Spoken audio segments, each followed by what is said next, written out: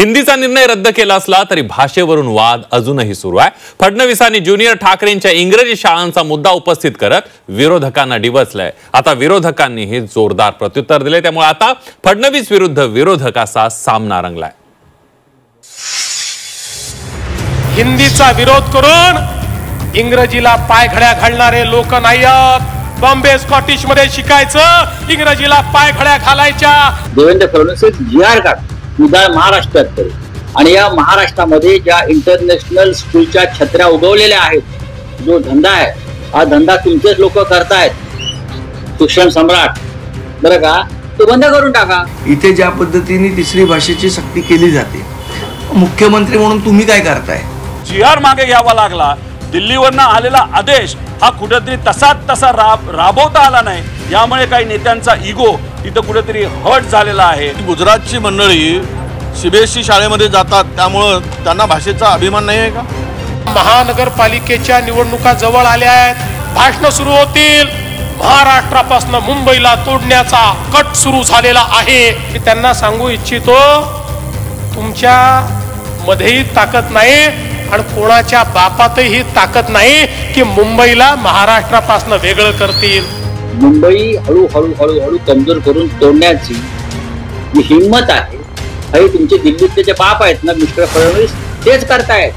त्रिभाषा सूत्राचा निर्णय राज्य सरकारनं मागे घेतलाय, मात्र भाषेवरून सुरू असलेला सत्ताधारी आणि विरोधकांमधील वाद अद्यापही कायम आहे। मुलांना बॉम्बे स्कॉटिश स्कूलमध्ये शिकवायचं आणि भारतीय भाषांना विरोध करायचा असं म्हणत मुख्यमंत्री देवेंद्र फडणवीसांनी ठाकरे बंधूंवर निशाणा साधलाय। हिंदी बाबतच्या सरकारच्या धोरणाला विरोधकांनी कडाडून विरोध केला। सरकारनं जीआर रद्द करावा अशी मागणी करत 5 जुलैच्या मोर्चाची हाकही दिली, मात्र मोर्चाच्या आधीच सरकारनं आपला निर्णय मागे घेतला। मात्र विरोधक भारतीय भाषेला विरोध करतात आणि मुलांना मात्र इंग्रजी शाळांमध्ये शिकवतात, ही त्यांची दुटप्पी भूमिका असल्याचं फडणवीस म्हणाले। निवडणुका आल्यानंतर यांना मराठी माणूस आठवतो, आम्हाला हिंदीचाही अभिमान आहे, या भारतातल्या प्रत्येक भाषेचा अभिमान आम्हाला आहे, या भारतीय भाषांचा आम्हाला अभिमान आहे। अरे आम्ही हिंदीचा विरोध करून इंग्रजीला पायघड्या घालणारे लोक नाही आहोत। बॉम्बे स्कॉटिश मध्ये शिकायचं, इंग्रजीला पायघड्या घालायच्या आणि या ठिकाणी खऱ्या अर्थानं भारतीय भाषांना विरोध करायचा, हा विरोध आम्ही सहन करणार नाही। एक उत्तम जीआर काढा, तुम्हाला जीआर काढण्याची फार हौस आहे।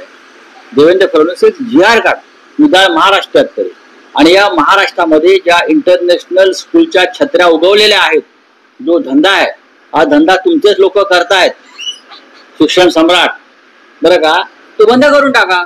आमचा बी बघू नंतर काय करायचं। सरकारनं जीआर काढावा आणि महाराष्ट्रातील आंतरराष्ट्रीय शाळा बंद कराव्यात असा टोला शिवसेना उद्धव बाळासाहेब ठाकरे पक्षाचे खासदार संजय राऊतांनी लगावलाय। तर शाळेला परवानगी तुम्हीच दिली ना असं म्हणत मनसे नेते संदीप देशपांडेंनीही निशाणा साधलाय। कोण कुठे शिकतंय आणि सीबीएसई असेल आयसीएसई असेल, इथे ज्या पद्धतीने तिसरी भाषेची सक्ती केली जाते, मुख्यमंत्री म्हणून तुम्ही काय करताय? मुख्यमंत्री म्हणून तुमची काय जबाबदारी नाही का? प्रत्येक गोष्टीची आंदोलन आम्हीच करायची? एका राज्याचे मुख्यमंत्री म्हणून तुमची जबाबदारी नाही? आमदार रोहित पवारांनीही फडणवीसांच्या टीकेला प्रत्युत्तर दिले। जीआर रद्द करायला लागल्याची सल मनात ठेवून फडणवीसांकडून वक्तव्य केली जात असल्याचं रोहित पवार म्हणाले। तर इतकंच आहे तर गुजराती शाळांमध्ये सक्ती करावी असं काँग्रेस नेते विजय वडेट्टीवार म्हणाले। जीआर मागे घ्यावा लागला, दिल्लीवरनं आलेला आदेश हा कुठेतरी तसा राबवता आला नाही, यामुळे काही नेत्यांचा इगो तिथं कुठेतरी हर्ट झालेला आहे। त्यांना त्या बाबतीत वाईट वाटतंय आणि वाईट वाटत असल्यामुळे काहीतरी बोलायचं म्हणून बोलून जायचं असं कुठेतरी धोरण सरकारने अवलंबलंय असं आम्हा सगळ्यांना त्या ठिकाणी वाटतं। गुजरातची मंडळी सीबीएसई शाळेमध्ये जातात, त्यामुळे त्यांना भाषेचा अभिमान नाही आहे का? त्यांना का लागू करत नाही मग हिंदी?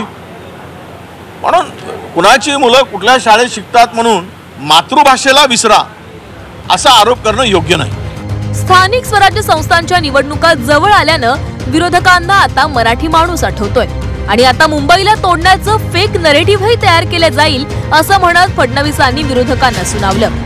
तर संजय राऊतांनी फडणवीसांच्या टीकेला प्रत्युत्तर दिलंय। महानगरपालिकेच्या निवडणुका जवळ आल्या आहेत, जिल्हा परिषदेच्या निवडणुका जवळ आल्या आहेत, पंचायत समिती नगरपालिकेच्या निवडणुका जवळ आल्या आहेत. आता आशिष शेलारजी पुन्हा एकदा भाषण सुरू होतील. महाराष्ट्रापासून मुंबईला तोडण्याचा कट सुरू झालेला आहे.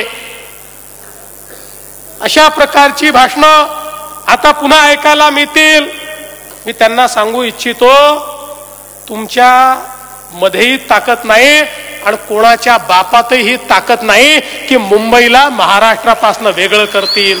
तुमचाच बाप प्रयत्न करतोय दिल्लीतला मुंबई कमजोर करण्याची, मुंबई उद्योगपतींच्या घशात घालण्याची लाडक्या, आणि मुंबई हळूहळू हळूहळू कमजोर करून तोडण्याची जी हिंमत आहे, हे तुमचे दिल्लीतले जे बाप आहेत ना मिस्टर फडणवीस, तेच करतायत. चोराच्या मनात चांदणं. हिंदी भाषेचा GR सरकारनं रद्द केला असला तरी मराठी माणूस आणि भाषेच्या वादाला अजूनही फुलस्टॉप लागला नाहीये.